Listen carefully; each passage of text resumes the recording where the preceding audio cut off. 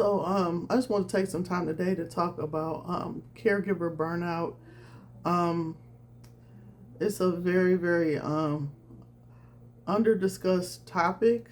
I know that as a mother of three kiddos on the autism spectrum, I experienced quite a bit of the burnout. For today, just to be transparent with you, my son, my oldest son, he has a habit of hoarding. That is one of the challenges that I face as a mother with a child that's severely autistic. He has a tendency to hoard, and so when I speak about hoarding, he has specific things that he likes to hoard. Believe it or not, he likes to hoard coats. He likes to collect coats. He likes to hoard bowls. He likes to hoard cups. He likes to just have all kinds of things just accumulated in his room. And needless to say, it's a really tedious job trying to keep his room and his space clean with all of the mess and the chaos. He wants to always go in his room and eat. He'll sneak food and he'll hide food up there so he can go up there and eat. And that in itself could be quite frustrating, trying to keep up with the daunting task of keeping his room space clean. So today was hard. People that are on the outside looking in at your life, they can offer a lot of advice to you, but at the end of the day, you have to kind of be the one to make the final decisions as to what will benefit your life situation. So today was particularly challenging because once again my son's room was trashed. He had been having some strange behaviors over the past couple of days where he would just get up early in the morning. He would unlock all of the doors in the house. Then he would scream hysterically in the middle of the morning, and which would pretty much startle everybody out of their sleep. So we're just kind of all on edge at that point. So this is all before he went to school. So that was super early this morning, probably around 6 o'clock. I find that a lot of times I'm operating on fumes because of those behaviors and not knowing what to expect with him one second into the next.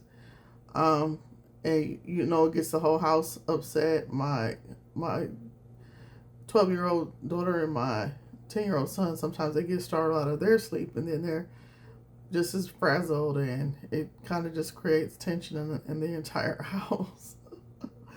So, just speaking about burnout, I think I might have said on a previous video that I suffer from pretty significant issues with depression and anxiety, and it doesn't take a whole lot for me to get to a point where I'm overwhelmed.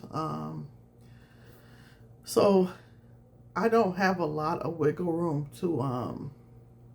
to get space to have a vacation, to go do this, to go do that, have spa days and what have you. I don't have a lot of opportunity to do that because I work two jobs and I'm finishing up some grad school.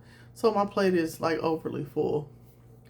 But, I think I try to take little pieces of time, like to close up in my office or watch one of my favorite movies or something like that to kind of keep my mind a little calm and to kind of regroup. Or sometimes I listen to my body and just take a nap. If my body needs rest, it needs rest.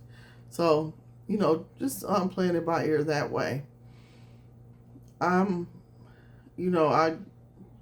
rely heavily on God to keep me on task and to keep me from having so much anxiety where I can't seem to come out of it. It seems like you can't have a waking moment to yourself a lot of the times, and it's very hard. So just finding that perfect balance as a parent of children that are on the spectrum who have some pretty significant challenges and needs is very tough. But I just like to share a lot of what I go through, just to let people know out in the community that are having similar struggles that they are not alone. Um, it's tough, and I understand what you're going through. You just have to take little small bits and pieces of time for yourself, um, to see if you can regroup and see if you can confide in somebody, like another adult that you can vent to, that kind of is more of like a support system, instead of somebody that's here to heavily criticize you and your parenting and what you're not doing right and what you need to be doing and this and that. Because the last thing you want to do is deal with that, um, when you're in the middle of a low point, or you're struggling to stay afloat, so to speak, with raising your kiddos. Um, I don't know how helpful what I said is, but I hope it was to an extent. I'd just like for you to share your thoughts and let me know what you think about that, and what kind of things do you do to de-stress, to kind of help keep you pushing forward, when you're at your breaking point with raising your kids, especially if your kids have special needs.